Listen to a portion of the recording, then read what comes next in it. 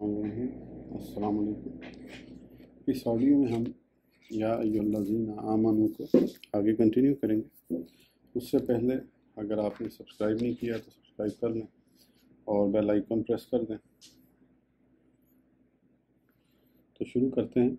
मकाला 30 सूरह अल-माइदा 2 से 5 2 to 5। ए ईमान वालो, बेहुरमती न करो अल्लाह की निशानियों की और ना इज़्ज़त वाले महीने की और ना हरम को भेजी हुई कुर्बानियों की और ना जिनके गले में पटे डाले गए हैं और ना उनकी जो कसद किए हुए हैं। बैतुल एहराम का तलब करते हैं वो अपने रब का फ़ज़ल और उसकी रज़ा। और जब एहराम खोल चुको तो शिकार कर सकते हो और हरगिज़ ना उकसाए तुम्हें किसी कौम का बुग़्ज़ बवजह इसके कि उन्होंने रोका था तुम्हें मस्जिद हराम से उस पर कि तुम ज़्यादती करो और एक दूसरे की मदद करो नेकी और तकवा के कामों में, और बाहम मदद ना करो गुनाह और ज़्यादती पर, और अल्लाह से डरते रहो, बेशक अल्लाह सख्त अजाब देने वाला है। हराम किए हैं तुम पर मुर्दार और खून और सूअर का गोश्त और जिस पर वक्त ज़िबा गैर खुदा का नाम लिया जाए और गला घूंटने से मरा हो और चोट से मरा हो, ऊपर से नीचे गिर कर मरा हो और सींग लेने से मरा हुआ, और जिसे किसी दरिंदे ने खाया हो सिवाय उसके जिसे तुमने ज़िबा कर लिया हो, और जो ज़िबा किया गया हो थानों पर, और ये भी हराम है कि तुम तकसीम करो जुए के तीरों से। ये सब नाफरमानी के काम हैं। आज मायूस हो गए हैं जिन्होंने कुफ्र इख्तियार किया था तुम्हारे दीन से, बस न डरो तुम उनसे और डरो मुझसे। आज मैंने मुकम्मल कर दिया है तुम्हारे लिए तुम्हारा दीन और पूरी कर दी है तुम पर अपनी नेमत, और मैंने पसंद कर लिया है तुम्हारे लिए इस्लाम को बतौर दीन।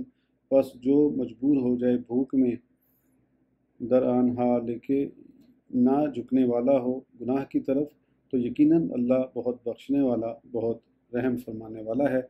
वो पूछते हैं आप सल्लल्लाहु अलैहि वसल्लम से कि क्या क्या हलाल किया गया है उनके लिए।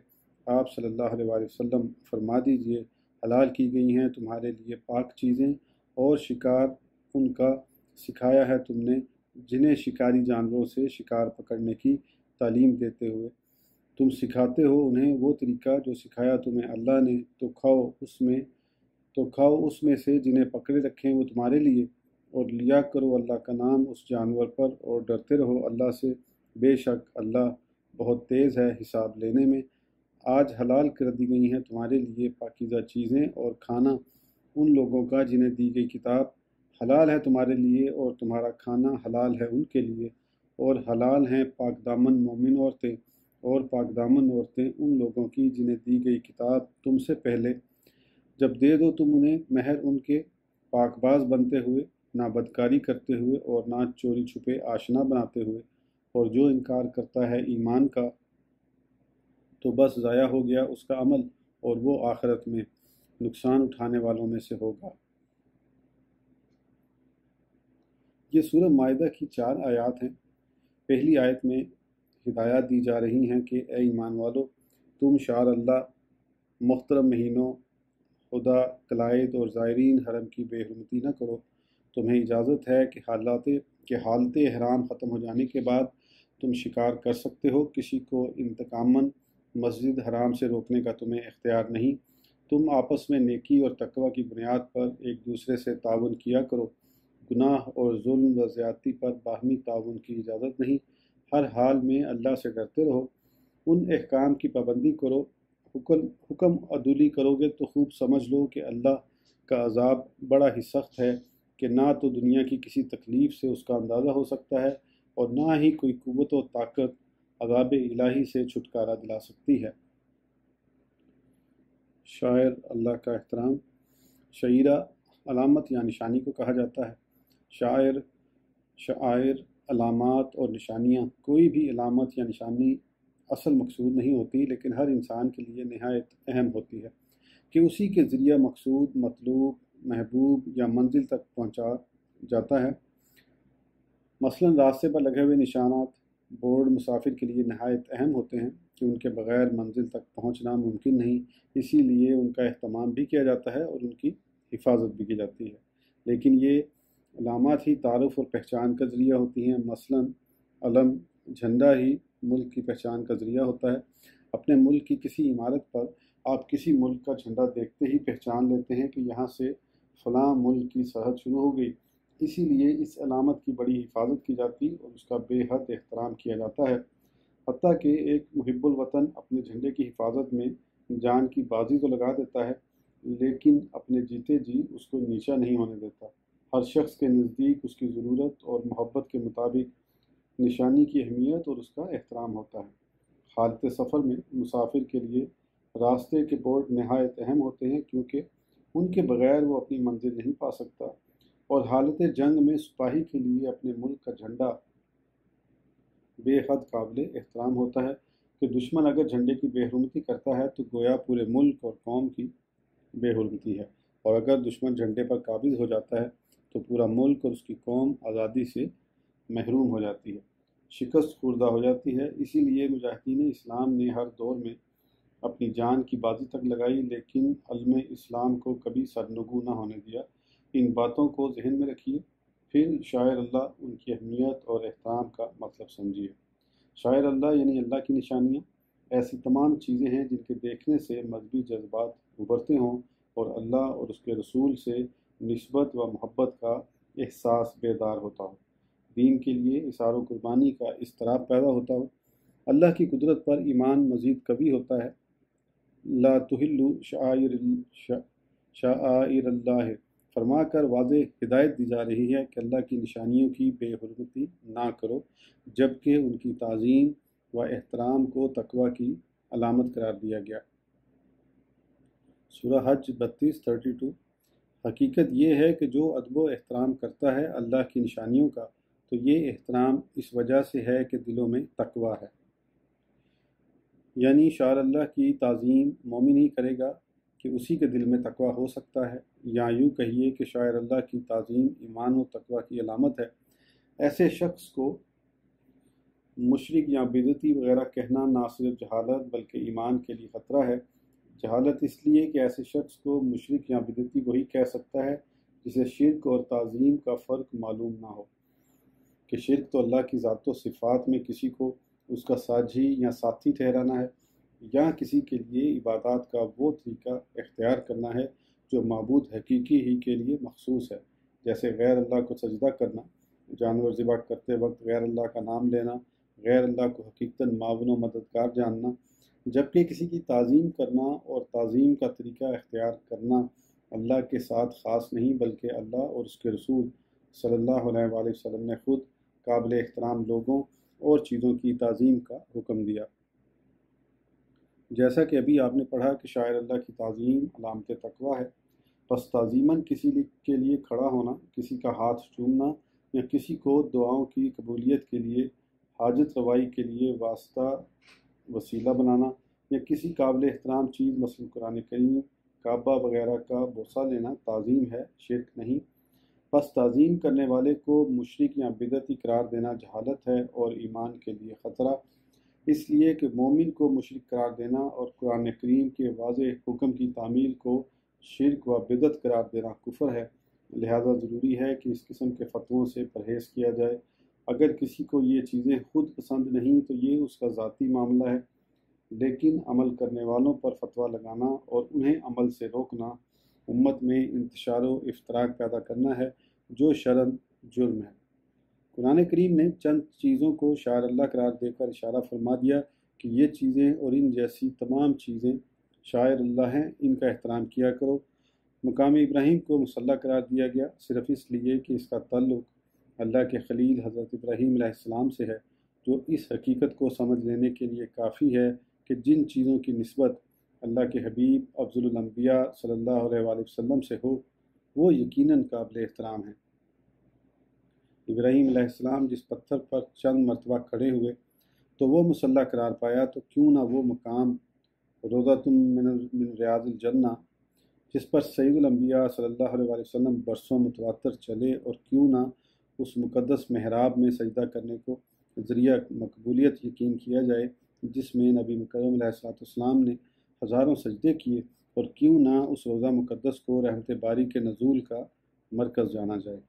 جس میں رحمت للعالمین صلی اللہ علیہ وسلم زندہ آرام فرما ہیں اور اپنے غلاموں کے حال کو ملاحظہ فرما رہے اور ان کی باتوں کو سماعت فرما رہے ہیں۔ غرض یہ کہ مقام ابراہیم کو مسلح قرار دے کر دعوت دی گئی کہ میرے محبوب علیہ السلام کی طرف جس چیز کی بھی نسبت ہو جائے وہ تمہارے لیے معظم و محترم ہے، چاہے وہ انسان ہو، اس کا تعلق حیوانات سے ہو، نباتات یا جمادات سے۔ صفا و مروہ مکہ کی دیگر پہاڑیوں کی طرح دو پہاڑیاں ہیں، لیکن انہیں شاعر اللہ قرار دیا گیا، جبکہ ان کا تعلق کسی نبی سے نہیں بلکہ نبی کی بیوی حضرت حاجرہ رضی اللہ عنہا سے ہوا، وہ بھی صرف اتنا کہ وہ اس پر ایک مرتبہ اپنے بیٹے کے لیے پانی کی تلاش میں دوڑیں۔ نبی کی بیوی کو نبیہ نہیں صرف ولیہ اللہ کی نیک بندی کہا جا سکتا ہے۔ اللہ تعالیٰ کی ایک صالح بندی کی نسبت سے یہ پہاڑیاں اس قدر قابل احترام ہو گئیں کہ قرآن کریم میں ان کا ذکر محفوظ کر دیا گیا، انہیں شاعر اللہ قرار دیا گیا۔ زائرین کعبہ کو ان کی سعی کا حکم دیا گیا، صرف اس لیے کہ ان پہاڑیوں کو عظمت بخشی جائے یا اس لیے کہ حضرت حاجرہ رضی اللہ عنہا کی عطا کی حفاظت کی جائے۔ نہیں، کیوں ان دونوں باتوں میں نہ دنیا کا کوئی فائدہ نظر آتا ہے نہ ہی دین کا۔ عقل و فہم کا تقاضا ہے کہ احکام الہی میں ایسی حکمت تلاش کی جائے جس سے دین و دنیا کا فائدہ معلوم ہو۔ پس علماء کرام کو اس میں حکمت نظر آتی ہے، اور یہی حق ہے کہ نبی آخر الزمان صلی اللہ علیہ وآلہ وسلم کے غلام صفا و مروہ کی تعظیم سے ان چیزوں کی تعظیم کی تعلیم حاصل کریں جن کی نسبت ان کے اسلاف، بزرگوں اور اولیاء کرام سے ہو، اور ان حضرات کی اداؤں کو اپنائیں جو تقوی و پرہیزگاری کا پیکر اور اتباع سنت کا نمونہ تھے، کہ یہ حضرات بلا شبہ ابراہیم علیہ السلام کی ایک امتیہ، ایک ولیہ سے افضل ہیں۔ بدن قربانی کے جانوروں کو شاعر اللہ قرار دیا گیا، صرف اس لیے کہ یہ جانور ہماری اتنی فرما برداری کرتے ہیں کہ اپنی جان تک پیش کر دیتے ہیں اور ہمارے لیے اللہ کے یہاں سے اجر و ثواب کے حصول کا ذریعہ بنتے ہیں۔ قیامت کے دن پلسرات پر یہی ہماری سواری ہوں گے، صرف اس لیے یہ شاعر اللہ قرار دیے گئے کہ ان کا احترام ہمارے لیے لازم ہو گیا، اس طرح کہ ہم ان کو پالیں، ان کی خدمت کریں، ان پر سواری نہ کریں، نہ ان پر بوجھ لا دیں، نہ ان کے دودھ اور بالوں سے فائدہ حاصل کریں۔ یہ اس لیے نہیں کہ جانوروں کو عزت بخشنا مقصود ہے، بلکہ صرف یہ دعوت دینا مقصود ہے کہ تمہاری فرما برداری کرنے والے جانور جب قابل احترام اور مستحق محبت ہیں تو اللہ اور اس کے رسول کی اطاعت و فرما برداری کرنے والے بندے کس قدر معظم و محترم ہونے چاہیے، یہ فیصلہ تم خود کر لو، اور اللہ کے ولیوں کا احترام کرو، اس طرح کہ ان سے نسبت قائم کرو، ان کے طریقوں کو اپناؤ، ان کی یاد کو اپنے دل میں بساؤ، اپنی قربانیوں اور دیگر اعمال کی قبولیت کے لیے ان کو وسیلہ بناؤ، جیسے ہمارے ایک نبی حضرت زکریہ علیہ السلام نے ہماری ایک ولیہ حضرت مریم علیہ السلام کے پاس رکھے ہوئے پھلوں کو دیکھا، پوچھا یہ تمہارے پاس کہاں سے آئے؟ جواب ملا اللہ کی طرف سے۔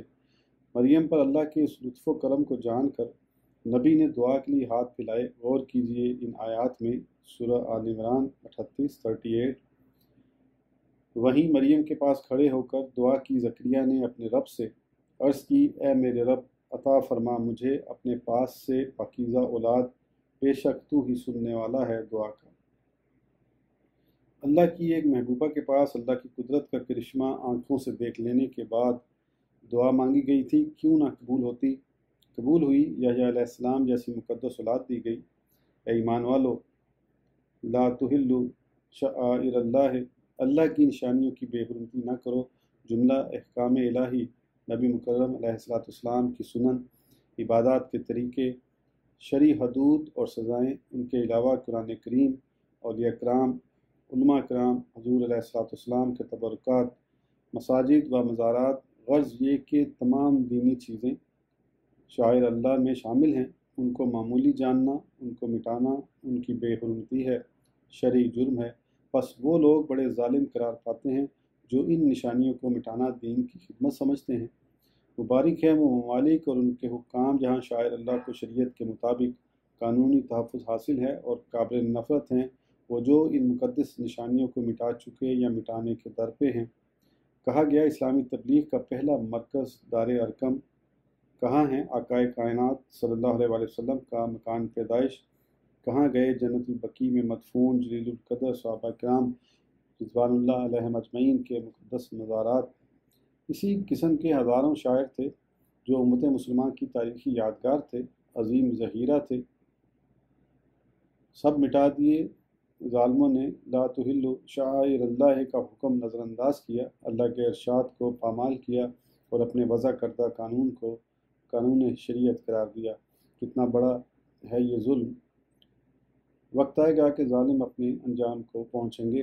آیت زیر گفتگو میں عام شاعر کی بے حرمتی کی ممانعت کے بعد چند شاعر کا خصوصیت کے ساتھ ذکر کیا گیا اور ان کی بے حرمتی کی ممانعت کی گئی، ان کی بھی قدر وضاحت ضروری ہے۔ الشہر الحرام، یہ 4 مہینے ہیں، رجب، ذیقعد، ذی الحج، محرم۔ تمام انبیاء کرام علیہ السلام کی شریعتوں میں یہ بات موجود ہے کہ ان 4 مہینوں میں ہر عبادت کا ثواب زیادہ ہوتا ہے، جبکہ ان میں گناہ کا وبال اور عذاب بھی زیادہ ہے۔ پچھلی شریعتوں میں ان 4 مہینوں میں قتل و قتال بھی ممنوع تھا۔ ہماری شریعت میں ابتداً یہی حکم رہا، لیکن پھر جہاد کی اجازت دے دی گئی۔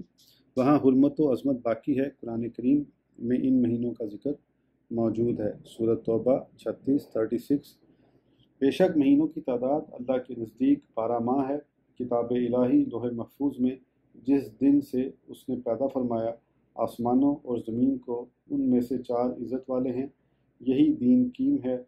پس نہ ظلم کرو ان مہینوں میں اپنے آپ پر گناہ کر کے، اور جنگ کرو تمام مشرکوں سے جس طرح وہ سب تم سے جنگ کرتے ہیں، اور خوب جان لو کہ اللہ پرہیزگاروں کے ساتھ ہے۔ یعنی سال کے مہینوں کی تعداد 12 ہیں جو لوح محفوظ میں موجود ہے۔ اس کے حساب کی ابتدا اس دن سے ہوئی ہے جس دن سے اللہ نے آسمانوں اور زمین کو پیدا فرمایا۔ یہ اللہ کے مقرر کردہ مہینے ہیں، کسی انسان کے بنائے ہوئے نہیں۔ ان میں سے 4 مہینے خصوصی طور پر محترم اور معزز ہیں، لہٰذا ان میں خصوصیت کے ساتھ گناہوں اور برائیوں سے بچنا چاہیے۔ ہاں، جہاد کی اجازت ہے جو پچھلی شریعتوں میں نہ تھی، کیونکہ کفار و مشرکین بھی اگرچہ ان مہینوں کا احترام کرتے تھے اور ان میں قتل و قتال سے باز رہتے تھے، لیکن انہوں نے زندگی کے دوسرے اصولوں کی طرح اس قانون الہی کو بھی بے اعتدالی، ہوا و ہوس اور خود غرضی کی بھینٹ چڑھا رکھا تھا، اور ان کا حال یہ تھا کہ اپنی ضرورت کے مطابق ان مہینوں میں رد و بدل کر لیتے تھے۔ مثلا اگر انہیں محرم میں جنگ کرنا ہوتی تو وہ محرم کو سفر قرار دے لیتے اور سفر کو مؤخر کر دیتے تھے، کیونکہ ان کے لیے متواتر 3 مہینے تک قتل و غارت سے رکا رہنا بہت دشوار تھا، جبکہ مسلمانوں کو تو اللہ کے حکم کے مطابق ان مہینوں کی حرمت کی پابندی کرنا تھی۔ اب اگر ان مہینوں میں جہاد حرام رکھا جاتا تو بددیانت دشمن کو تو خوب موقع ہاتھ آ جاتا، وہ اپنے مہینوں کو تبدیل کر لیتے اور مسلمانوں پر حملہ کر کے ان کا صفایا کر دیتے۔ مسلمان حکم الہی کی پابندی کے باعث جواب دینا تو کیا، ان کی تلواروں تلے تڑپ بھی نہ پاتے۔ پس اللہ نے کرم فرمایا اور مسلمانوں کو ان مہینوں میں بھی جہاد کی اجازت دے دی تاکہ وہ اپنا تحفظ بھی کر سکیں اور اگر ضرورت ہو تو حملہ آور بھی ہو سکیں۔ یہ اسلام کی حقانیت کا ثبوت ہے کہ اس نے ہمیں ایسے قوانین زندگی عطا فرمائے جن پر کسی رد و بدل کے بغیر ہر دور میں عمل ممکن ہے۔ اسی قانون پر غور فرمائیے کہ اگر اشہر حرم میں جہاد ممنوع قرار دے دیا جاتا تو نہ صرف یہ کہ اس زمانے کے بددیانت دشمن سے نقصان کا اندیشہ رہتا، بلکہ اس دور میں تو یہ قانون قابل عمل ہی نہ رہتا، کیونکہ آج کے دشمن کا تو کوئی اصول ہی نہیں، کوئی مذہب اور کوئی دین ہی نہیں۔ اسے تو جب بھی موقع ملتا ہے حملہ کر دیتا ہے، بمباری کرنے لگتا ہے۔ اللہ کا شکر ہے کہ اس نے کسی وقت میں بھی جہاد پر پابندی نہ لگائی اور مسلمانوں کو ہر وقت دشمن کا مقابلہ کرنے، اس کے شر سے اپنے آپ کو محفوظ رکھنے کا موقع دیا۔ یہی حال اسلام کے دیگر قوانین کا ہے کہ وہ ہر دور، ہر مقام کے لیے قابل عمل ہیں۔ مسلمانوں کو نہ ان میں کسی تبدیلی کی ضرورت پیش آتی ہے اور نہ ہی تقاضۂ وقت سے مجبور ہو کر حکم عدولی کی۔ ہدی اور قلائد۔ حرم کعبہ میں قربان ہونے والے جانوروں کو ہدی کہا جاتا ہے، اور بطور علامات ان کے گلوں میں جو ہار ڈال دیے جاتے ہیں قلائد کہلاتے ہیں۔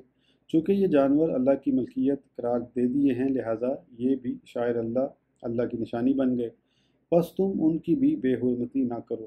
سورہ حج 36:36۔ اور قربانی کے جانوروں کو ہم نے بنایا ہے تمہارے لیے اللہ کی نشانیوں میں سے، تمہارے لیے ان میں بھلائی ہے۔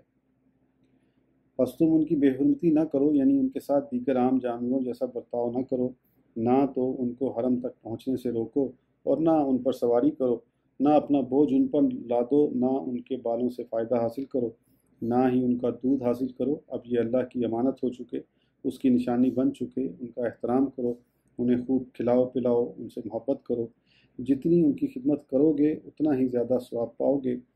غور فرمائیے، وہ جانور اور اس جانور کے گلے کا ہار تک قابل احترام ہے جو اللہ کی عبادت اور اس کی رضا کے حصول کے لیے مخصوص کر دیا گیا، تو پھر کیا قباحت ہے ان چیزوں کو محترم و معظم سمجھنے میں جن سے اہل ایمان کے قلوب میں عبادت کا جذبہ بیدار ہوتا ہے۔ زائرین حرم کا احترام۔ وَلَا آمین البیت الحرام، اہل ایمان کو ہدایت کی جاتی ہے کہ ان لوگوں کی بھی بے حرمتی نہ کریں جو حج و عمرہ کی نیت سے بیت اللہ کا قصد کر رہے ہیں، کہ اب وہ اللہ کی راہ کے مسافر اور اللہ کے گھر کے مہمان ہیں، وہ اللہ کی نشانی بن چکے ہیں۔ بس ہمارے ایمان کا مقتضا یہ ہے کہ تم ان کا احترام کرو، ان کو عزت و محبت کی نظروں سے دیکھو، ان کے مقدر پر رشک کرو، ان سے اپنے لیے دعاؤں کی درخواست کرو کہ اللہ ہمیں بھی اپنے گھر کی حاضری کے شرف سے نواز دے، اگر ضرورت ہو تو ان سے ہر ممکن تعاون کرو۔ یہ ذمہ داری عام مسلمانوں کی بھی ہے اور ان خاص مسلمانوں کی بھی جو قومی امور کے امین اور ان کی انجام دہی پر مامور ہیں، یعنی حکام کی۔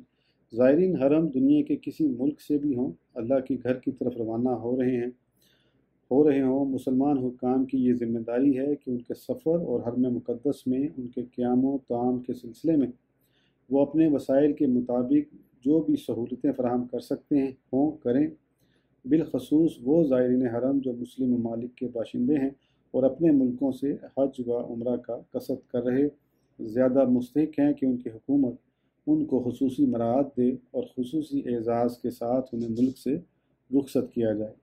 پھر جب وہ حدود حرم میں پہنچے تو خدام حرمین کی ذمہ داری ہے کہ نہایت ہی عزت و احترام کے ساتھ ان کا استقبال کریں اور اللہ کے ان مہمانوں کی ہر ممکن طریقے سے خدمت کریں، ان کی میزبانی کی ذمہ داری نہایت ہی احسن طریقے سے پوری کریں۔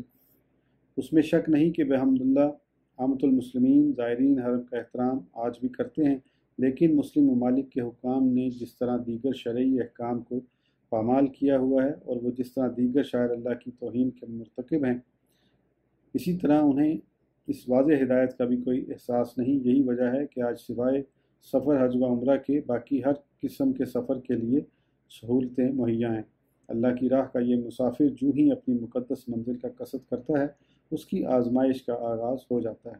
سب سے پہلے اپنی حکومت سے اجازت، کرنسی کے حصول کا مرحلہ، پھر سعودی سفارت خانے سے ویزا حاصل کرنے کی مشقت سے واسطہ پڑتا ہے۔ ویزے کا حصول بھیک مانگنے سے بھی زیادہ دشوار ہوتا ہے۔ مطلوبہ دستاویزات پیش کر دینے کے بعد بھی جھڑکیاں اور دھکے کھانے پڑتے ہیں۔ جیسے تیسے ہی اپنا سفر پورا کر کے ایئرپورٹ پر پہنچتا ہے تو عشق و محبت کے اس دیوانے اللہ کے گھر کے متوالے کا استقبال جن حقارت بھری نظروں سے کرتے ہیں اور جو ذلت آمیز رویہ برتتے ہیں، ان کا اندازہ سوائے حاجی کے کسی کو نہیں ہو سکتا۔ لا یعنی سوالات کے جوابات، پاسپورٹ چیک کرنے والوں کی جہالت کا مظاہرہ، کسٹم والوں کی بدسلوکی، سامان کو تتر بتر کرنا اور اوراد وظائف تک کی کتابوں کو نہ صرف چھین لینا بلکہ نہایت بے ادبی کے ساتھ پھینک دینا، منٹوں کا کام گھنٹوں میں کرنا ان سلطانی غلاموں کا شعار ہے۔ اس بدسلوکی کی وضاحت کے طور پر اگر ہم اپنا ایک ذاتی واقعہ پیش کر دیں تو غیر ضروری نہ ہوگا۔ سفر حج کے دوران ایئرپورٹ پر اخوت اسلام سے مجبور ہو کر ایک نہایت ہی پریشان حال یورپین مسافر سے میں اس کی خیریت پوچھ بیٹھا۔ یہ ایک جرمن نو مسلم تھا جو پہلی ہی مرتبہ حج کے لیے اپنے اہل و عیال کے ساتھ بڑے جذبے سے آیا تھا۔ جو ہی میں اس کی طرف متوجہ ہوا بس وہ بپر پڑا اور بولا، اگر مجھے پتہ ہوتا کہ مسلمان ایسے ہوتے ہیں تو شاید میں اسلام قبول ہی نہ کرتا، یا کم از کم یہاں آنے کی جسارت کبھی نہ کرتا۔ آخر کس نے ان کو اللہ کے گھر کا محافظ بنا دیا ہے؟ یہ تو ظالم ہیں۔ دنیا بھر کے مسلمانوں کو ان کے خلاف آواز بلند کرنا اور ان سے نجات حاصل کرنا چاہیے۔ میں نے اس سے اظہار محبت کیا، اس کی ہمت افزائی کی اور مزید حال معلوم کیا تو اس نے بتایا کہ میری 3 سالہ بچی راستے میں بیمار ہو گئی، اس وقت اسے ڈاکٹر اور دوا کی سخت ضرورت ہے۔ میں ان کی 5 گھنٹے سے خوشامد کر رہا ہوں کہ مجھے جلدی فارغ کر دو، لیکن کوئی سنوائی نہیں۔ جناب یہاں کا تو حال ہی عجیب ہے، میرے ملک کا ایئرپورٹ ہوتا تو مجھے جہاز سے ہی سیدھا ہسپتال پہنچا دیا جاتا۔ بہرحال مجھ سے جو کچھ ہو سکا میں نے کیا، اور چند گھنٹے بعد اسے اس جیل سے رہائی دلانے میں کامیابی ہوئی۔ حرم شریف میں اس شخص سے اتفاقاً ملاقات ہو گئی تو پتہ چلا کہ اس کی بچی کا انتقال ہو گیا۔ ہمیں نہایت صدمہ ہوا اور دعا کی کہ اے اللہ تو اپنے اس بندے کے ایمان کی حفاظت فرما، ان کی بدسلوکی کے سبب اسے ایمان کی دولت سے محروم نہ کرنا۔ بہرحال ایئرپورٹ کے سخت مرحلے سے نجات کے بعد حرمین شریفین میں قیام کے دوران معلمین، ہوٹل کے مالکان، ٹیکسیوں اور بسوں کے ڈرائیوروں وغیرہ کا رویہ بھی کچھ کم حد تک امیز نہیں ہوتا۔ ہر قدم پر ذلت و خواری کا سامنا رہتا ہے۔ یہ ظالم یہ سمجھتے ہیں کہ اللہ کے گھر کے مہمان شاید ان کے در کے بھکاری ہیں، اور جو کچھ ان کے پاس ہے وہ کسی کو نصیب نہیں، بلکہ حقیقت یہ ہے کہ جو کچھ ان کے پاس ہے وہ اللہ کے گھر کے ان مہمانوں ہی کا صدقہ ہے۔ معلمین کے ہزاروں خاندان ان حجاج کرام کی بدولت سے ہی عیش و عشرت کی زندگی بسر کر رہے ہیں۔ ان کی تجارت کا دارومدار انہی حاجیوں پر ہے، حکومت کا عزت و وقار انہی حاجیوں سے ہے، لیکن یہ ظالم اللہ کے شاعر کو پامال کرتے نہیں تھکتے، سوائے اس کے کچھ نہیں کہ یہ اللہ کی طرف سے ڈھیل ہے، اور اب حالات سے اندازہ ہوتا ہے کہ پکڑ کا وقت قریب تر ہے، اور رب کی پکڑ جب ہوتی ہے تو کوئی چھڑانے والا نہیں ہو سکتا۔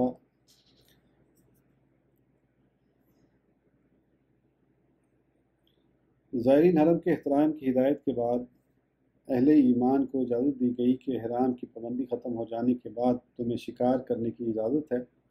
پھر ایک اور اہم ہدایت جاری فرمائی ہے کہ کسی قوم سے ذاتی عداوت یا بغض کی وجہ سے تمہیں اختیار نہیں کہ تم اسے اللہ کے گھر کی حاضری سے روکو اور اس پر زیادتی کرو۔ اس ہدایت کو بھی جس طرح پامال کر رہے ہیں وہ آپ کے علم میں ہوگا، جس کا وہ چاہتے ہیں اللہ کے حرم میں داخلہ بند کر دیتے ہیں۔ ہم ایسے بہت لوگوں کو جانتے ہیں جو ایک عرصہ دراز سے حرمین شریفین کی زیارت سے محروم ہیں، صرف اس وجہ سے کہ ان سے حکومت کے بعض مخصوص قوانین کی پابندی میں لاپرواہی یا کوتاہی ہو گئی تھی۔ علاوہ ازیں ایک عرصہ سے لیبیا کے مسلمان، عراق کے مسلمان اس پابندی کا شکار ہیں، وہ بھی اس لیے نہیں کہ ان کا کوئی سیاسی اختلاف ہے، بلکہ محض اس لیے کہ وہ ان غیر مسلموں کو اپنا آقا تسلیم کرنے کے لیے تیار نہیں۔ اس آڈیو کے لیے اتنا ہی، پھر انشاءاللہ آگے اگلی آڈیو میں کنٹینیو کریں گے، لیکن یہاں میں ایک چیز کی وضاحت ضرور کر دوں کہ آج کے دور میں وہ سب نہیں ہے جو پہلے تھا۔ جو انہوں نے لکھا ہے واقعی یہ پہلے سنا ہے ہم لوگوں نے بھی کہ یہ کافی اس طرح تھا، لیکن اب بہت اچھا نظام کر دیا گیا ہے سعودی عرب میں۔ یہاں پر بڑی عزت و احترام لوگوں کا کیا جاتا ہے، اور جو آتے ہیں اب ان کو کافی سہولتیں دی جاتی ہیں۔ مثلا ایئرپورٹ پہ اب اتنا وقت ضائع نہیں ہوتا جتنا پہلے ہوتا تھا، اور ہوتا یہ ہے کہ کچھ لوگوں کی وجہ سے سب کو تکلیف اٹھانی پڑتی ہے۔ کچھ لوگ ہمارے ملکوں سے آتے ہیں جنہیں ہم نے خود بھی اپنی آنکھوں سے دیکھا ہے کہ وہ اپنے آپ کو چالاک سمجھتے ہیں، اور ایسی حرکتیں کرنے کی کوشش کرتے ہیں کہ وہ سمجھتے ہیں کہ بس سبھی باقی سب بیوقوف ہیں، کسی کو پتہ نہیں چلے گا اور ہم نکل جائیں گے۔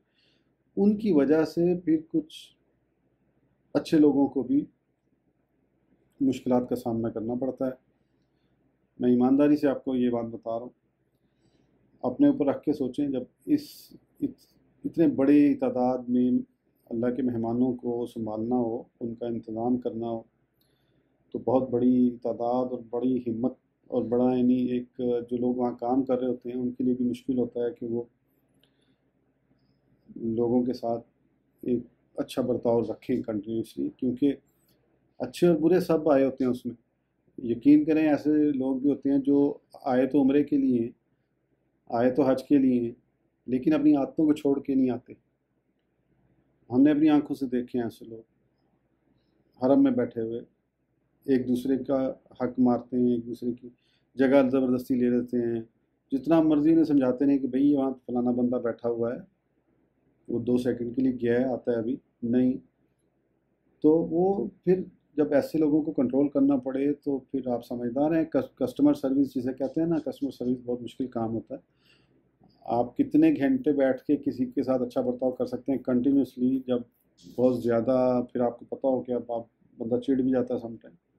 بہرحال یہ کوئی ایکسکیوز نہیں ہے، لیکن میں آج کی بات بتا رہا ہوں کہ آج کے دور میں کافی چینجز آ چکی ہیں، اور انشاءاللہ اللہ کرے آگے اور اچھا ہو۔ اجازت دیجیے، اللہ حافظ۔